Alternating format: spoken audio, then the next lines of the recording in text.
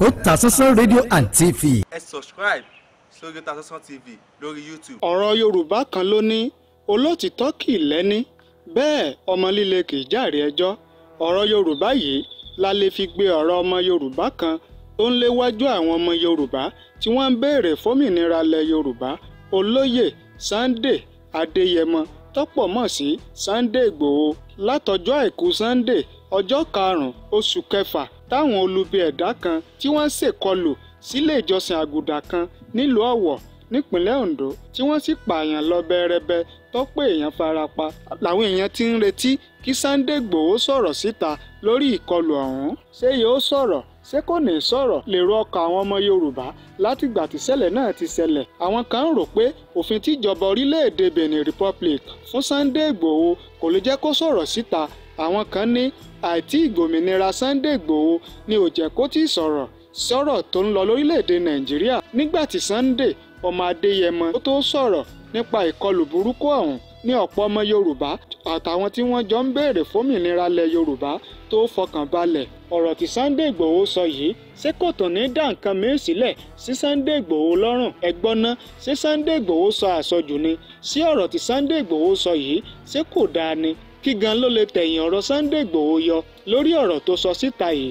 Ọ̀rọ̀ ìtanijí lásán òní Sunday Igboho sọ, ó sì fi rán wa létí ni ká lè bá a tètè mọ̀ ibi tí nǹkan dé dúró, ká sì lè bá a mọ̀ ìmúra tá a máa mú láti dẹ́kun àwọn irú ìṣẹ̀lẹ̀ báyìí.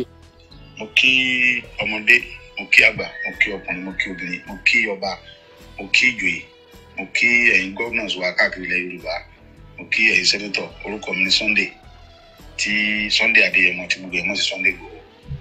Lẹ́yìn náà mo kí gbogbo àwa ìdílé tí àwọn èèyàn wa wà ní ibi ìṣẹ̀lẹ̀ tó ṣẹlẹ̀ ní Ọ̀wọ̀. Ọlọ́run bá tó láyé tó lọ́run kò ní jẹ́ kí arírú ẹ̀ mọ́. Ọlọ́run ó sì jẹ́ kí kó tú gbogbo ẹbí àwọn tí nǹkan ṣẹlẹ̀ sí ní Catholic Church ní Ọ̀wọ̀. Ọlọ́run bá mi tù yín nínú. Ọlọ́run ó dólẹ̀ mi gbogbo wa. Ẹ̀yin bàbá mi, ẹ̀yin màmá mi, ohun tí mo ń sọ òun ló ṣẹlẹ̀ yìí tí mo ń pariwo tí mo wá di ẹ̀ burúkú lójú ọ̀pọ̀lọpọ̀ ẹ̀yin gómìnà, ẹ̀yin sẹ́nítọ̀.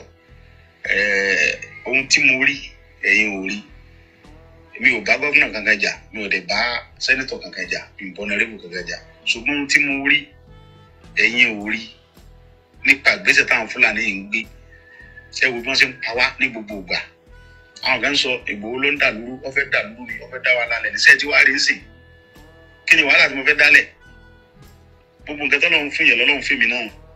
Ṣùgbọ́n tèmi ń sọ ni pé tá a bá ń sọ pé kò kàn mí tó bá kan ni tí ó súnmọ́ wa ń kọ́. Òun ni mo ṣe ń pariwo yẹn wípé ẹ jẹ́ ká tètè fọwọ́sowọ́ papọ̀ pẹ̀lú gbogbo àwọn tó jẹ́ ọmọdé tó jẹ́ àwọn ọmọ tó láyà kíkanjú nílẹ̀ Yorùbá. Tájọ fọwọ́sowọ́pọ̀ ká gbára wa lọ́wọ́ àwọn Fúlàní yìí. Wọ́n ti káàkiri, wọ́n ti sọ̀rọ̀ àǹdí gbogbo ilẹ̀ Yorùbá pátápátá.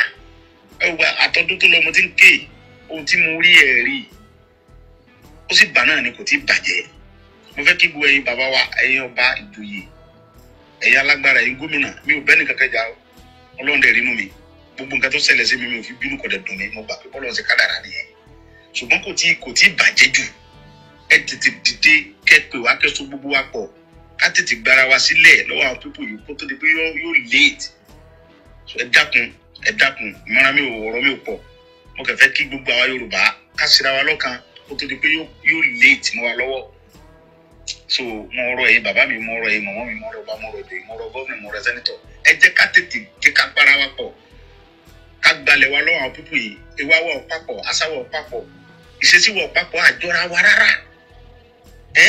Mo rọ̀ yín, ẹ dákun, tí n bá ṣe ẹ̀ṣẹ̀ kan sẹ́nìkan tó bá ń dùn, mo fẹ́ kẹ́ ẹ dáríjì mí bí mo ṣe ń hùwà. Ọmọdé dẹ̀ ni mí, ẹ dákun.